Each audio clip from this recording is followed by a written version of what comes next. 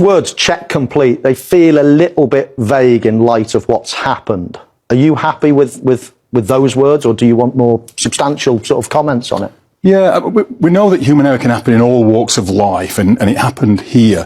One of the things that we have to do is put things in place to ensure that should we have a human error, it doesn't have the damage impact that we saw on this occasion. So one of the things that this has brought in sharp focus is the need to reiterate some of those communication protocols that are really valuable in VAR to prevent this type of thing happening. So we want the on-field referee to communicate to the VAR what the on-field decision is very clearly, and then the VAR to go back to the referee and acknowledge that they've heard that properly. The VAR goes through the process then of checking the situation, giving clear direction to the replay operator to get the right angles, speaking to the assistant VAR as they're going through that as well, so that the assistant VAR can be another check and balance, if you like. And then before communicating to the field, speaking to the AVAR to say what their intended direction of travel is going to be. Then at that moment, not just saying check complete, because what are you check completing?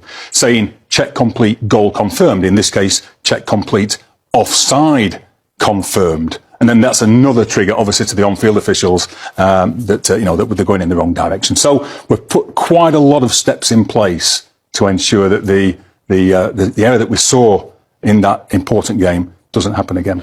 Lots of people I've spoken to after the event said, OK, well, the ball went out again 30 seconds later. Yeah. Why can't the referee? It's an exceptional circumstance. It's not a standard VAR mistake, let's say, a subjective decision.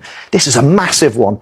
Why can't the referee just say, let's stop the game and let's go back 30 seconds? Yeah, I heard quite a few people ask that question. I understand why people would ask that question. And actually, the VAR and the AVAR asked themselves that question too. When the penny dropped as to what had happened, I think 20 seconds had passed. And at that point, they considered whether or not they could intervene to stop the game, but they recognise that the laws of the game as set by FIFA and the International FA Board doesn't allow that. There's obviously a process in place that sits in the laws of the game about how we use VAR to make sure it's delivered consistently throughout every league in the world. And